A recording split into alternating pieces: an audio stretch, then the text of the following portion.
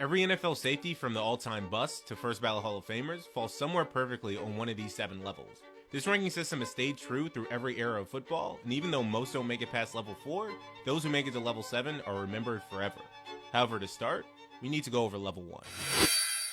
Level 1 are the busts. To define a bust, we're only going to be picking players who were drafted in the first round with high expectations and didn't live up to them. To start, we have Jonathan Abram. The Oakland Raiders drafted this dude with the 27th overall pick in 2019, thinking they found their hard-hitting safety who could anchor their secondary.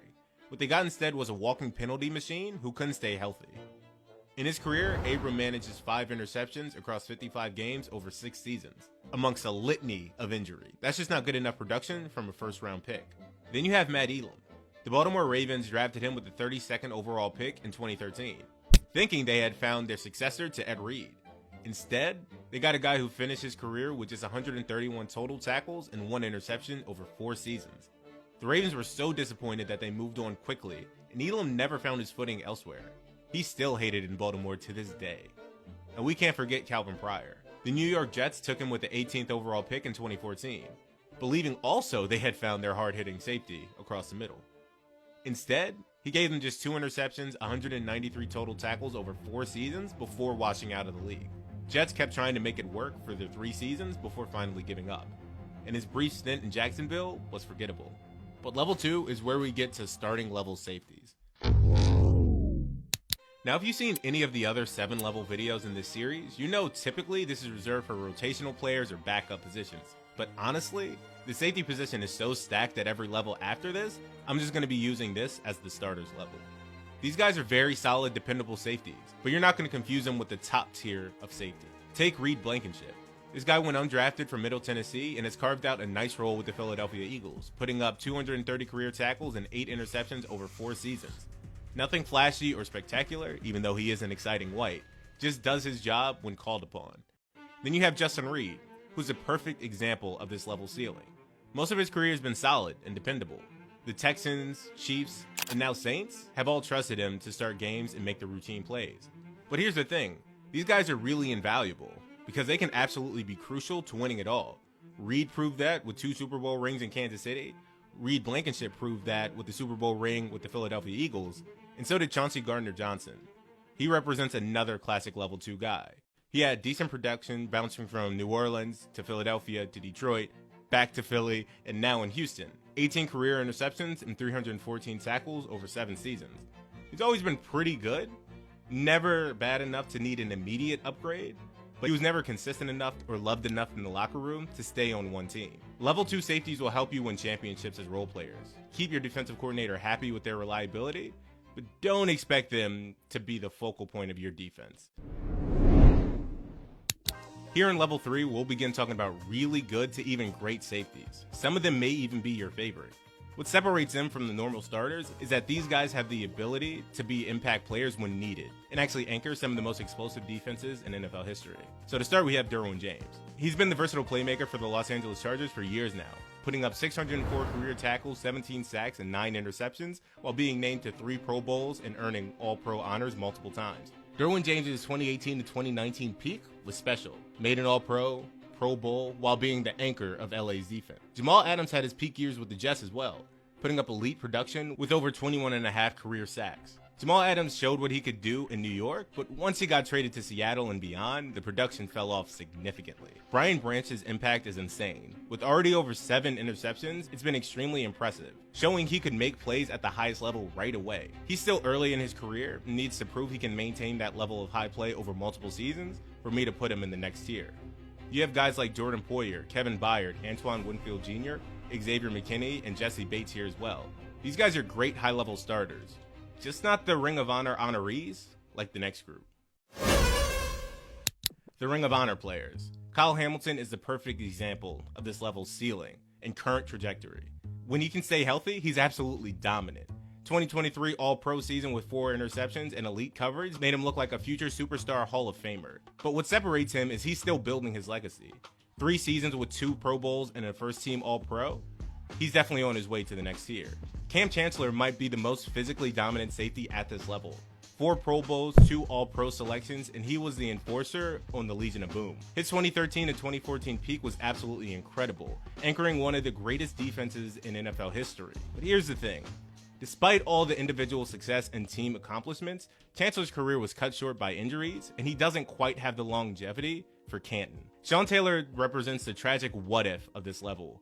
2 Pro Bowls, an All-Pro selection, and he was putting together an incredible 2007 season with 5 interceptions in just 9 games before his life was tragically cut short. In just 4 seasons, Taylor had 12 interceptions, 305 tackles, and was already being mentioned among the elite safeties in the game. Devin McCourty, Harrison Smith, Darren Woodson, and Rodney Harrison are guys here as well. Darren Sharper too. He would probably be higher, but committing heinous crimes and doing a bid knocks you down at least a tier. These guys are really, really good. They made multiple Pro Bowls, earned All-Pro recognition, and been the anchors of some championship caliber defenses, just not quite at the Hall of Fame level, whether due to career length, sustained peak performance, or circumstances beyond their control. In level 5, at their peaks, these guys were absolutely special. They're probably making the Hall of Fame, just not a complete lock yet.